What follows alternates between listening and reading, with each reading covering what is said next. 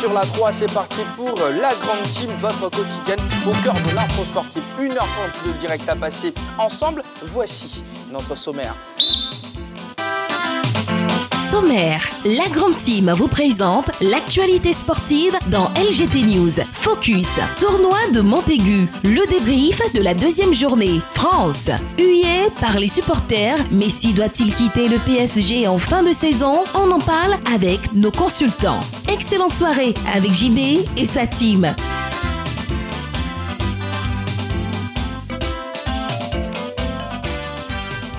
Le top départ est donné. Bienvenue si vous venez de nous prendre en marche. Notre question LGT concerne le Paris Saint-Germain et un joueur en particulier, Léo Messi. Lionel Messi, France, hué par les supporters. Messi doit-il quitter le PSG, le Paris Saint-Germain en fin de saison? Vos avis sont attendus au plus 225 27 21 59 93 99. La discussion se passe également sur la page Facebook de la 3. C'est la 3 tout simplement. Tapez sur la page Facebook et voilà, vous aurez la page de la 3, vous me laissez un petit commentaire. Je rappelle la question LGT pour vous, France. Hué par les supporters, Messi doit-il quitter le PSG en fin de saison? Voici les news sélectionnées pour vous, férus de sport. C'est dans LGT News.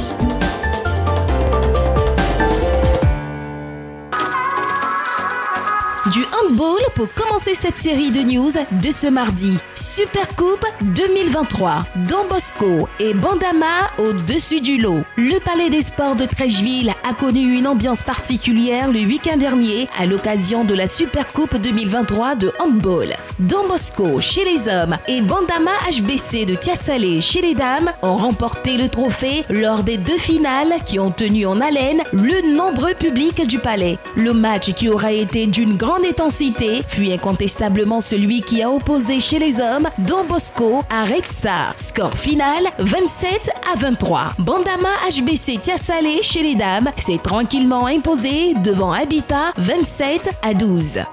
Basketball, fortune diverse pour les éléphantos au tournoi de l'amitié. Les sélections ivoiriennes U16 présentes au tournoi de l'amitié de Bamako, qui a débuté hier, n'ont pas connu le même rayonnement. En effet, pour leur première sortie dans cette compétition, les garçons ont été battus par la Guinée 89-67. Fort heureusement que la prestation des filles est venue redonner le sourire à la délégation avec cette belle victoire obtenue devant les Guinéennes 70-43.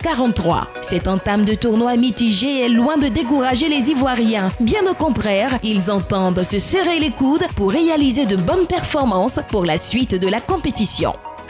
Football, Maracana, Super Division. Les 6 qualifiés de la zone d'Abidjan connus. Les 6 heureux élus de la zone d'Abidjan pour la Super Division sont désormais connus. Ils ont validé leur billet à l'issue des matchs de poule disputés samedi dernier au complexe Jesse Jackson de Yopougon. Il s'agit du champion en titre, Owerri Maracana Club de Yopougon, les pros de Koumassi, Somassi, MC, les anciens du campus Cocody et les amis du 16e de Yopougon. Deux faits majeurs ont marqué cette 9e journée du championnat national de Maracana. C'est la présence très remarquée de la commissaire au développement du Maracana dans les pays lusophones, Philomena Borges, et la participation de l'ex-capitaine des éléphants, Céridier.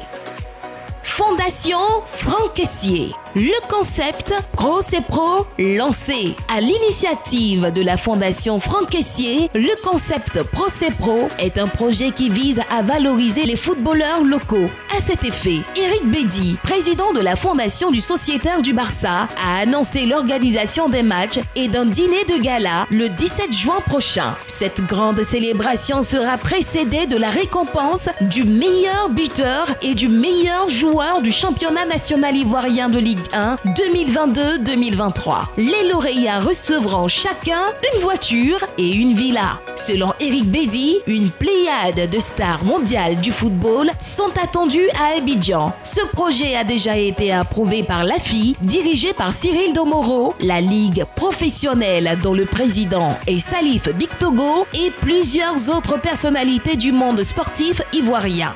Terminons nos news par le Paris Saint-Germain. Zidane exige le départ de Neymar pour signer. L'avenir de Christophe Galtier est en pointillé du côté du PSG, en proie à des difficultés dans cette dernière ligne droite de la Ligue 1. Et l'homme idéal pour le remplacer à son poste serait Zinedine Zidane, comme l'annonce la presse sportive hexagonale dans son ensemble. Selon Mundo Deportivo, et voilà, les news pour aujourd'hui se terminent ici. À mes côtés, aujourd'hui, Roger Stéphane est là. Bonsoir, Roger. Bonsoir, Jean-Baptiste. Enfin, comment ça va? Ça va. Allez, en face de vous, Begreyago et Henri-Joël Bois. Henri-Joël, comment on se retrouve après le tornado de Montaigu là, ouais, un peu déçu, mais ça va. Ça va, nous sommes là, 90 minutes. Nous allons essayer de tenir le ballon. Surtout que sur le côté gauche, je suis très rapide. Hein, bah ouais. Il déborde là. Begreyago à droite, c'est bon? Non, il est à gauche comme moi. Je suis derrière. C'est un duo, j'espère que ça ne sera pas un duel après. Décidément. Et en tout cas, c'est bien dit parce que je connais Henri-Joël Bois. Chez les Titans, à la 3, c'est 66 sélections pour 0 titularisation. Là, bon, on doit se poser des questions. On va sortir les papous maintenant. Non, mais ça va, c'est déjà bon. Henri-Joël, parlons un tout petit peu de basketball et du tournoi de l'amitié qui a lieu à Bamako, au Mali. Une petite information, enfin, un petit ajout par rapport à ce qui a été donné. Les garçons ont été battus par le Mali, 110-64 par leurs adversaires, enfin, sur cette deuxième sortie-là. Ah oui. Et c'était ce soir, oui, deuxième défaite. Hein, deuxième défaite non. C'est la première. La première. Parce qu'on gagne le premier match. Bon, voilà. Pendant que les footballeurs sont de l'autre côté, les basketteurs aussi continuent de se préparer. On constate que quand même, il y a du travail qui se fait au niveau de la Fédération ivoirienne de basketball avec ce camp qui permet de voir un peu où se situe le niveau de nos différents jeunes ici. Ce n'est pas seulement les garçons, il y a aussi les jeunes filles qui sont dans cette compétition, qui, il me semble, ont gagné leur premier match. Henri-Joël, vous avez eu raison tout à l'heure. Deuxième défaite des garçons. Deuxième défaite, et voilà. Les filles ont gagné pour leur... Une défaite. Ouais. Voilà. C'est la deuxième défaite. Bon, moi, je pense que c'est bien de participer à ces genre de tournoi parce qu'on prépare la règle. On arrive à voir à quel niveau nous sommes. Voilà, c'est vrai, il y a certaines choses qui se font. Ça et là, on parle d'académie. Aujourd'hui, il y a plusieurs académies qui naissent au niveau du basketball. En ce qui concerne ces tournois-là, ça permet aussi à la direction technique nationale de savoir où se trouve le niveau de ces jeunes-là afin de mieux les préparer, corriger ce qu'il y a à corriger et améliorer ce qui est bon. On va parler globalement des catégories U16 au niveau du basket, U16 au niveau du football. Décidément, c'est bon, bonne initiative. Oui, mais c'est bien quand même. Je veux dire, moi d'ailleurs, je suis très heureux de savoir qu'il y a une équipe U16 au niveau du basketball. Hein. C'est pas tous les jours qu'on les voit, des jeunes filles, et tant chez les garçons. Voilà, chez les filles. Donc, bravo. Hein. C'est vrai que ce type de tournoi, bon, on ne connaît pas vraiment le niveau de nos jeunes athlètes, mais ça permet de se préparer, de se frotter aux autres, d'avoir de la compétition, de préparer, de faire monter une génération. Là, ils ont 16 ans, après ils auront 18, etc. Bon, c'est très bien. Et puis pareil également pour le football. On sent qu'il y a un mouvement qui bouge un peu au niveau du sport en Côte d'Ivoire. C'est tant mieux, parce qu'on est quand même une très grande nation. Et on a le sentiment qu'il y a une petite renaissance, un petit mouvement, aussi bien au niveau du football qu'au niveau du basketball. Bon, c'est très bien, c'est encouragé, il faut continuer comme ça, parce que justement, la relève et l'avenir se préparent maintenant avec les jeunes générations et voir nos jeunes athlètes se frotter aux autres, c'est une très belle initiative. Mais rapidement, je vais rebondir pour dire que moi, je ne sais pas pourquoi en Côte d'Ivoire, on oublie très vite. Je remarque cette génération de Mariam Koné, Nalima Fadel. Il y avait un monsieur comme Baldino qui est venu de la France, qui a formé cette génération extraordinaire. Depuis qu'il est parti, il n'y a plus rien. Mais c'est l'essence même du sport, du football, du handball, du basket, c'est la formation. Si on n'arrive pas à former, il y a un véritable problème. Moi, on voit ces jeunes aller à un tournoi, c'est bien. Il faut qu'il y ait un véritable championnat de jeunes. Après, quand on est aguerri, on voit ces compétitions, on gagne l'expérience, on gagne en vécu. Et pour moi, c'est ça. Ce qui est bon. Aujourd'hui, l'Angola, par exemple, qui est venu apprendre les rudiments du basket, nous a dépassé. Le Mali est en avant, le Sénégal en avant. La Côte d'Ivoire est moins à les hommes pour retrouver cette hauteur-là pour moi. Et en tout cas, vivement que les choses bougent encore plus. Allez, dans notre actu aujourd'hui, Féru de Sport, on parlera bien sûr du Paris Saint-Germain et de Léo Messi en particulier. Begriago, dans les infos, eh bien, Zinedine Zidane, potentiel remplaçant de Christophe Galtier, exigerait le départ de Neymar avant de signer, selon Mundo Deportivo. Mundo Deportivo, oui. D'où ils tiennent toutes ces informations. Ils ont un question. réseau extraordinaire, ça peut être vrai, mais je dis...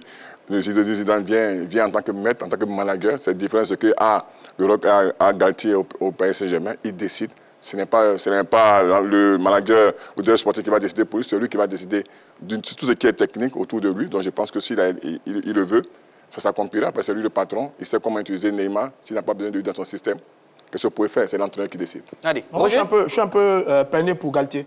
J'aime bien cet entraîneur qui a été champion de France avec des équipes modestes, qui avait là la possibilité, avec une grande formation, avec un effectif assez riche, avec des grands moyens, qui avait l'occasion de marquer un grand coup et puis faire un bond dans sa carrière d'entraîneur, notamment en gagnant la Ligue des Champions, en faisant un très bon parcours en Ligue des Champions, ou bien en terminant champion de France, etc. etc. Bon là, cette équipe du Paris est en train de lui créer des problèmes, un peu comme tous les autres qui sont passés avant lui, hein. Thomas Tuchel, Pochettino, etc., etc. Personne n'est réussi véritablement avec cette équipe du Paris Saint-Germain. C'est un peu dommage. La question qu'on se pose maintenant, est-ce que ce sont les entraîneurs qui n'ont pas le niveau du Paris Saint-Germain, ou alors c'est le Paris Saint-Germain qui n'a pas encore le niveau de tous ces entraîneurs techniciens qui viennent et qui échouent? C'est la deuxième option. Bon, voilà, on est tous d'accord pour la deuxième option. Parce que quand on regarde Paris Saint-Germain, on a le sentiment que c'est un club qui n'est pas encore une véritable institution, qui ne s'est pas encore construit comme Liverpool, comme United, comme Bayern, comme Ajax d'Amsterdam, voilà, qui ont été construits par des locaux. On a l'impression que le Paris Saint-Germain, c'est un peu... Allez, ne faisons pas le grand déballage. Maintenant, quand Zinedine Zidane dit qu'il ne veut pas Neymar et que la presse est en ébullition par rapport à Messi, ça veut dire que le recrutement n'a pas été bon. Parce que ces deux grosses stars annoncées comme des champions qui allaient relever et redorer le blason du Paris Saint-Germain sont en échec. Là, on souhaite le départ de Lionel Messi. Là, Zinedine Zidane ne veut pas Neymar. Ben, ça veut tout simplement qu'au niveau du recrutement au Paris Saint-Germain, on a fait peut-être venir des noms, mais pas des hommes qui intègrent un système et qui sont capables de porter une club et le bâtir. C'est un peu dommage pour le Paris Saint-Germain qu'on aime bien, parce que vous savez qu'on a une histoire assez particulière avec le football français. C'est un peu dommage, mais quand Zidane a dit quelque chose, ben, il faut y croire parce que tout simplement, c'est Zinedine Zidane. Et je m'en voudrais de ne pas prendre l'avis de Henri-Joël Bois sur ce fait-là. Aujourd'hui, bon, vous savez, tout est au conditionnel. Voilà, tout est au conditionnel. Est-ce que Zidane, il a dit? On ne sait pas. Est-ce qu'il n'a pas dit? On ne sait pas. Mais demander le départ d'un joueur avant de signer, c'est un message fort. Si vraiment il a exigé cela. Maintenant, qu'est-ce que ça veut dire? Est-ce qu'aujourd'hui, quand Zidane y vient, est-ce que c'est lui qui devient le boss? Parce qu'au Paris Saint-Germain, il y a eu Leonardo qui a mené la vie due à Tuchel et aux autres entraîneurs. Il y a actuellement Ocampos qui est là. Qui a en quelque sorte j'ai tout. Donc, c'est un peu difficile. Donc, si lui, en venant, exige déjà le départ d'un joueur, c'est que peut-être on lui donnera aussi les garanties de décider de tout. Parce qu'aujourd'hui, la différence qu'on a, c'est que souvent en Angleterre, on en parle de manager plutôt que d'entraîneur ou de coach. C'est ça. Donc, le manager, il est là. Et souvent, c'est lui qui décide des joueurs qui doivent venir. Voilà. Et malheureusement pour Galtier, parce que c'est un bon coach, un bon coach, pour lui, l'histoire ne se passe pas bien, mais il n'est pas le seul dans la situation. Plusieurs sont passés, ils n'ont pas réussi, mais quand ils sont allés ailleurs, ils ont réussi. Ça a bien marché pour eux. Ça a bien marché. Donc aujourd'hui, peut-être Zidane veut nettoyer ou veut avoir les coups de France avant de venir coacher le Paris Saint-Germain. Donc si dans ses exigences, le départ de Neymar en fait partie, c'est que peut-être on lui a donné la garantie que c'est lui qui va... Mais moi, je pense que c'est deux choses.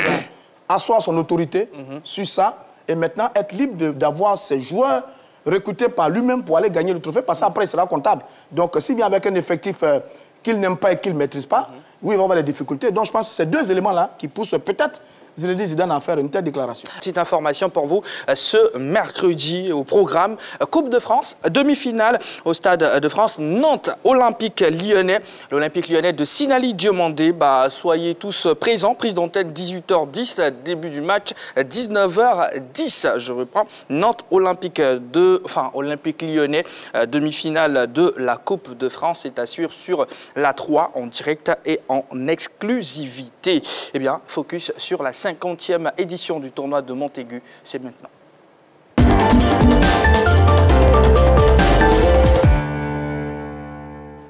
Les Elephantos étaient face au Mexique ce soir dans le cadre de la deuxième journée, comptant pour le groupe D du tournoi de Montaigu. Analyse et décryptage de la performance des Elephantos. Maintenant, Henri-Joël Bois, nous étions sur ce plateau en direct pour parler de cette rencontre Mexique-Côte d'Ivoire, deuxième sortie de nos U16. Malheureusement, on a donné le bâton pour se faire battre. Bien sûr, on a permis aux Mexicains de remporter les 3 points de la victoire parce que cette équipe mexicaine, c'est vrai, s'est procuré quelques petites occasions, mais dans le jeu, n'a pas dominé les Elephantos. Voilà, donc comme vous l'avez très bien résumé, on a donné le bâton à l'adversaire pour nous battre et ils n'ont pas, ils n'ont pas refusé, ils ont pris et ils nous ont battus vraiment. 1-0, ça déçoit parce qu'au vu du contenu du match, cette équipe ivoirienne a mérité mieux que cette défaite-là. Peut-être au minimum le match nul. Oui. Mais là, on sort avec une victoire et c'est pour cela qu'on est un peu déçu de tout ce qui s'est passé.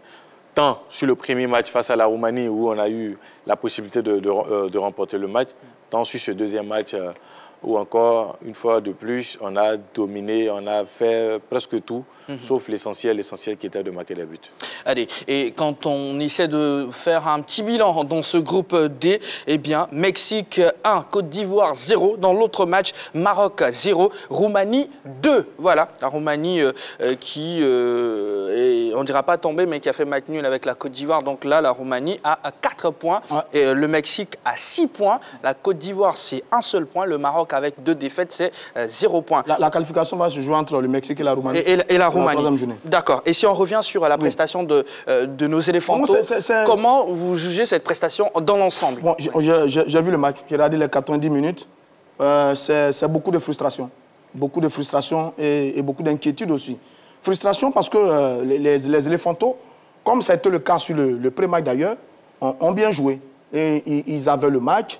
Ils l'ont contrôlé plus ou moins. Ils se sont créés beaucoup d'occasions de but.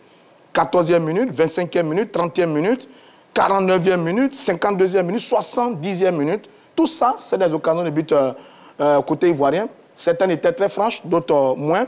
Il y avait de la place pour inscrire des buts. Malheureusement, ce n'a pas été le cas. Donc, je suis frustré parce que si on y ajoute le pré-match face à la Roumanie, c'est la copie conforme à quelques éléments près. C'est la copie conforme, bien jouer, dominer, avoir de la qualité technique, utiliser les couloirs, utiliser l'axe, des dédoublements, des remises. Oui, il y a quelque chose. On sent de la joie et de la qualité. Maintenant, l'inquiétude, c'est qu'on ne marque pas les buts et on ne tient pas un résultat. Là, ce match-là, on prend ce but à la 28e minute sur une erreur du jeune portier ivoirien qui fait un petit cadeau un peu à la Badra et qui donc permet aux Mexicains d'inscrire ce but. Et puis, les Mexicains, sans avoir été extraordinaires, mettent un tout petit but. Ils gèrent parfaitement l'équipe ivoirienne. Ils sont bien concentrés, bien organisés autour de leurs 2 numéros, le numéro 11 et le numéro 10, qui ont été très bons. Et puis, finalement, ils gagnent. Alors, je dis, mon inquiétude, c'est est-ce qu'on apprend à nos garçons à marquer des buts? Monsieur, est-ce qu'on apprend à nos garçons à marquer des buts? 180 minutes. En répondant peut-être à cette question, et le constat est le même. On va le laisser poursuivre un tout petit peu. 180 minutes de jeu et le constat est le même. Avoir beaucoup d'occasions de but et ne pas les inscrire.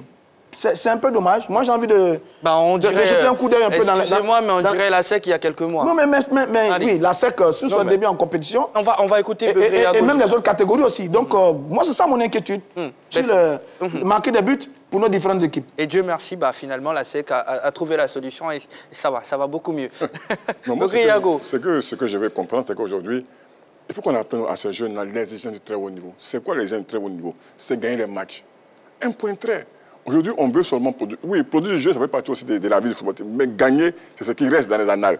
Aujourd'hui, quand on regarde ce match-là, on a bien joué. On va revenir encore. Ce n'est pas de frustration, mais c'est vrai, c'était le premier match. Il y avait aussi la frustration. Ce second match-là, on vient pour ce second match, on vient pour gagner. Si on a même mis ça dans la tête des jeunes, ils allaient venir chercher à gagner. Est-ce que vous pensez que ça a manqué? Est-ce que vous ne pensez pas que le staff a fait ce travail-là, mais que c'est sur le terrain que ça n'a pas marché? Non, mais c'est ça. Mais quand on gagne... Je ne pense pas que le coach Bassiriki ait envie de... Non, parce que c'est là que vous voyez sur le banc en bas du bout, vous voyez l'entraîneur. Ça ne joue pas comme il veut, il s'élève, il est un peu fou sur les bords. Il donne de la voix. Bien sûr. Et on voit que les jeunes, ça change. Est-ce que le schéma proposé était le schéma pour aller gagner ce match? Il y a beaucoup de questions, mais je dis, en football, il y a une réalité, c'est le résultat. Rien ne vaut le résultat. Vous avez bien joué. On ne met pas au tableau d'affichage qui a bien joué, on dit qui a gagné. Aujourd'hui, c'est encore cette frustration, comme l'a dit Stéphane. On n'a pas marqué de but en football. Si on ne marque pas, on ne gagne pas. Allez, Henri Joël Blanc, on l'a certainement noté. Il y a une copie légèrement conforme à celle de la première sortie derrière. Mais est-ce que néanmoins, vous avez pu noter quelques améliorations? Parce qu'il faut rappeler que l'équipe a été remaniée, on dira, à 99,99%. Bien sûr. Il n'y a que deux joueurs, deux joueurs, deux rescapés du premier ouais. match, notamment Vaboué Diomandé et Kamagaté Dalla, au milieu de terrain, le capitaine, plus le latéral droit, qui pour moi, peut-être est le meilleur de cette génération, de ceux que nous voyons actuellement, parce que sur son côté, il est exceptionnel. Est-ce que ça a changé par rapport au premier match? Je ne pense pas, parce que nous avons vu les mêmes choses, c'est-à-dire des occasions franches où on doit les mettre au fond, qu'on rate. Notamment aujourd'hui, on a vu beaucoup d'occasions. Tellement d'occasions. Il y a eu une situation face-à-face où il élimine le gardien. Là, il fait ce qu'il doit faire, sauf que c'est le défenseur qui enlève le ballon. On ne va pas lui en vouloir pour celui-là. Mais il y a eu des situations où on devait mettre au fond qu'on n'a pas pu faire. Et ça a été la même copie que sur le premier match face à la Roumanie. Maintenant, Roger Stéphane a soulevé une interrogation. Est-ce qu'on apprend aux gamins à marquer au but? Mais la réponse que j'ai envie de donner, peut-être, c'est une autre interrogation. Est-ce que dans notre championnat aujourd'hui, on a des buteurs? C'est ça. Est-ce qu'on a des buteurs? Quand on regarde notre championnat, ici même, en Côte d'Ivoire, donnez-moi aujourd'hui le meilleur buteur de la Ligue 1, c'est Adam Hassen. Dende, du Stella Club d'Adjamé. Qui est milieu de terrain. Qui a 8 buts. Voilà, qui a 8 buts. Devant Wotro, c'est-à-dire 8 buts. Un milieu de terrain qui a 8 buts, qui est meilleur buteur du championnat à quelques journées de la fin du championnat. Allez, et en équipe nationale? En équipe nationale, il a fallu... Sangaré Ibrahim. Oui, mais justement... À la Sec Moza, c'est un milieu de couloir. Cramo Aubin. Buteur. Bon, donc, question. Donc, la question, elle est là. Est-ce qu'aujourd'hui, en Côte d'Ivoire, on a des buteurs? Parce que ce n'est pas seulement que ces jeunes que nous voyons là. Peut-être, on va aller un peu plus loin, avec peut-être les moins de 23 ans ou je ne sais quoi, on aura le même problème. Donc, est-ce que c'est un problème qui concerne, je dirais, presque toutes les catégories? Bon, aujourd'hui. Après aussi, sur la dernière compétition des U23, on a eu des attaquants qui ont marqué. En fait, c'est un peu l'arbre qui cache un peu la forêt. Les U23. Parce que Konaté Karim, oui... D'ailleurs, c'est le dernier buteur. Mais ils ne sont plus ici non plus. Non, ils sont plus nombreux. Partis. Oui. Voilà, parce que quand il était là, il y avait aussi Koulibaly Cadet de Korogo, qui lui aussi, quand même, s'illustrait très bien dans ce domaine-là. Donc aujourd'hui, l'interrogation, elle est là. Ça ne concerne pas seulement les UC, ça concerne presque tout le football ivoirien. Attendez, permettez-moi. Ça concerne presque tout le football ivoirien. On n'a pas de but. Et à ces questions-là, Begré, je me tourne vers vous. Vous qui êtes un tout petit peu dans la formation, si je ne m'abuse. Bien sûr, je suis en train de formation, oui. Mais il y a une réalité, c'est qu'aujourd'hui, il faut travailler ce qu'on appelle l'animation offensive. Cette animation, c'est quoi? Aujourd'hui, c'est travailler les couloirs, faire des centres comme à notre temps. Nous, on travaille dans les couloirs, on fait des centres, et ça devient des réflexes, vous comprenez? Mais aujourd'hui, est-ce qu'il y a ces réflexes-là? Est-ce que ça travaille dans les couloirs? Est-ce que ça travaille devant le but? C'est des grandes questions qu'il faut se poser. Ça travaille tous les compartiments. On travaille en défense, on travaille en milieu, on travaille en attaque. Parce que tout ce qu'on fait sur le ballon sort de derrière, il y a une finalité, c'est quoi? C'est marquer des buts. Sinon, on ne veut pas sortir le ballon. Donc, je pense qu'aujourd'hui, il faut travailler vraiment l'animation offensive, il faut travailler devant les buts. Il y a des joueurs qui n'étaient pas des buteurs, qui sont venus des buteurs en travail. Je prends un monsieur comme Okolosi Gabriel. Il était un ailier droit à Duisburg au Nigeria. Quand il est arrivé à l'Afrique, il a travaillé devant le but avec nous. Il est devenu un renard extraordinaire. Donc je pense qu'aujourd'hui, on peut travailler devant le but. Et si on travaille devant le but, forcément, il y a des réflexes. Et ces réflexes-là, au cours des matchs, ils viennent naturellement. Au-delà du résultat, Roger, est-ce que vous avez été séduit par certains joueurs? Oui, évidemment. Comment il s'appelle? Vaboué. Je l'ai trouvé très bon. C'est bon. Amalaman, dans son couloir, il envoie beaucoup de centres. C'est peut-être l'un des meilleurs joueurs des éléphants. Dosso Ibrahim également. Ils se sont bien battus. Bon, et puis il y a d'autres. Hein. Il y a un bon collectif au milieu du terrain. Pas mal. Mais sur ce qu'on a vu aujourd'hui, la petite chose qui a changé, c'est que contrairement au pré-match, où on a complètement déjoué en seconde période, là, on a bien joué en seconde période. Parce qu'on était dominé. Là, on a bien joué en seconde période, mais parce qu'on a encaissé le but à la 28e minute. Donc, il fallait jouer pour égaliser. Donc, tout au long du match... Oui, aussi, ce groupe-là a eu un temps de récupération plus long. Un temps de récupération 4 jours plus précisément. Et l'entraîneur a fait tourner. Oui. Donc, en seconde période, on est resté plus dans le match. C'est-à-dire, aujourd'hui, on a joué 90 minutes. Ouais. Or, sur le 80 minutes. Voilà. Or, sur le match, on avait joué pré-match, on a joué que 45 minutes. Ça, c'est une chose. Deuxièmement, Beugri Yago dit c'est bien du produit du jeu. Mais quand on produit du jeu, on gagne. Le Barça de Iniesta et Messi produit du jeu. Mais il marque, il gagne. L'Ajax d'Amsterdam des années 70 avec Johan Cruyff produit du jeu, mais il gagne. N'est-ce pas? C'est-à-dire que vous pouvez produire du jeu, c'est très bien, mais il faut gagner. Mais il est allé au bout.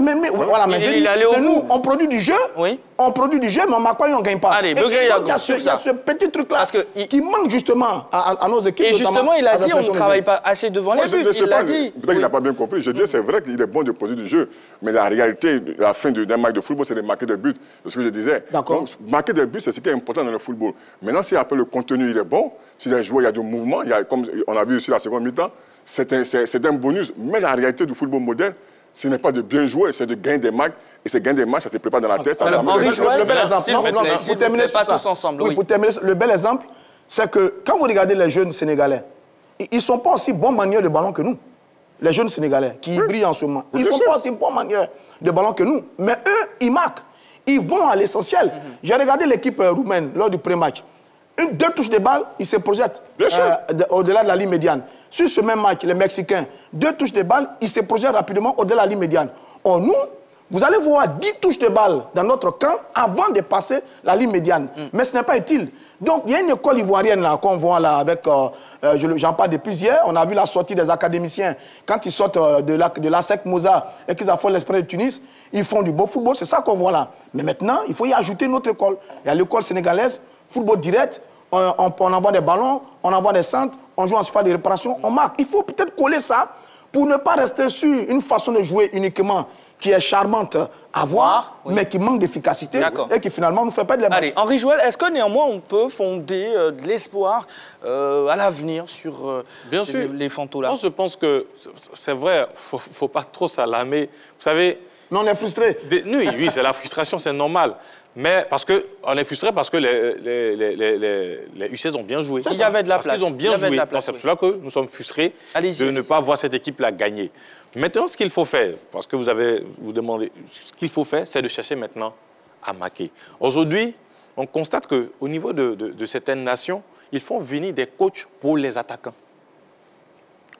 Est-ce qu'on va aller vers ce système-là où on va trouver des entraîneurs qui vont prendre, par exemple, les équipes jeunes, qui vont seulement travailler sur la finition devant les buts. Comment ça se passe? C'est vrai qu'au niveau des centres de formation, ça se fait. Oui, on fait des ateliers. Mais il faut véritablement mettre l'accent sur la finition. Parce que sur presque toutes les catégories en Côte d'Ivoire, c'est notre problème majeur, finir les occasions. On les prépare très bien. On arrive à mettre l'adversaire en difficulté. Et puis après, quand on arrive devant, où on doit faire l'essentiel, on ne le fait pas. Donc moi, je pense qu'il faut déjà penser à cela. Parmi les anciens joueurs, là, il y a beaucoup qui sont là. Mais Joël, c'est un diplôme qui est requis en Europe. Voilà. Je prends un exemple, Sonny Anderson, il était entraîneur d'attaquant de Karim Benzema à Lyon. C'est un diplôme aujourd'hui qui est un vrai diplôme, comme celui d'analyse vidéo, de préparateur physique. Donc aujourd'hui, il faut étoffer les staffs. On dit il faut étoffer les staffs. Il y a de la place pour tout le monde. Et comme tu l'as si bien dit, Joël, c'est vrai, un ancien joueur peut aller en formation et être entraîneur d'attaquant. Ça se fait dans tous les pays du monde. Aujourd'hui, il y a il est entraîneur d'attaquant à Dortmund, celui qui a préparé à Londres. Mais je dis que ce n'est pas un joueur d'un super niveau. Mais quand on voit à Londres aujourd'hui, c'est des réflexes qu'il avait à l'entraînement qu'il fait au match. Donc je pense que c'est un vrai diplôme. Aujourd'hui, tous les staffs doivent avoir cet entraîneur d'attaquant. D'accord. Pour finir, Roger, le prochain match des éléphants, c'est face aux Marocains. Comme c'est fini en beauté. Oui, finir en beauté. On va essayer de finir en beauté parce que quand même, il faut... si j'ai bien compris le règlement du tournoi, c'est un qualifié par poule. C'est ça. C'est bien ça, donc on est déjà éliminé parce qu'on a un point Le Maroc a 0 point. Le Maroc a perdu face à ses deux adversaires. Nous, on a tenu un peu le rang. Donc, ça veut dire qu'on va affronter peut-être l'équipe la plus faible de la poule. Bon, gagnons le Maroc au moins pour garder notre 3e place. Mais à la vérité, la place qualificative va se jouer entre le Mexique et la Roumanie. Le Mexique a 6 points, 2 matchs, 2 victoires face aux éléphants et face aux Marocains. La Roumanie a 4 points, 1 victoire et 1 match nul. Le match nul, c'est la première journée face aux éléphants. Et la victoire, c'était face à l'équipe du Maroc pour la 2e journée. Pour le reste, bon, pour ne pas avoir fait le déplacement gratuitement, on a vu de la qualité chez les garçons. Maintenant, il faut gagner le dernier match face au Maroc. Ça va être un duel africain qui pourrait peut-être donner le ton par rapport à la CAN qui vient en Côte d'Ivoire. Allez, il faut battre les Marocains, ce serait déjà bien pour le moral de nos jeunes garçons. On peut finir 2e aussi, hein, parce que si les Roumains battent et se font battre par le Mexique et nous on bat le Maroc avec un goal à virage, on finit 2e. Bah, pourquoi pas, pourquoi pas. Et quelques résultats pour vous avant de marquer une pause. L'Angleterre a battu les Centrafricains hein, sur le score de 3-2. La Guinée est tombée face au Danemark 3-0. Voilà, je voulais parler de ces représentants africains. C'est pas fort, hein, les représentants africains. Ouais, c'est vraiment chaud. C'est vraiment chaud. Allez, marquons une courte pause. On reviendra dans quelques minutes seulement. Je rappelle juste avant de partir notre question LGT. France huée par les supporters. Messi doit-il quitter le PSG en fin de saison? Bah, on ouvrira le téléphone. Plus 225 27 21 59 93 99. À tout de suite.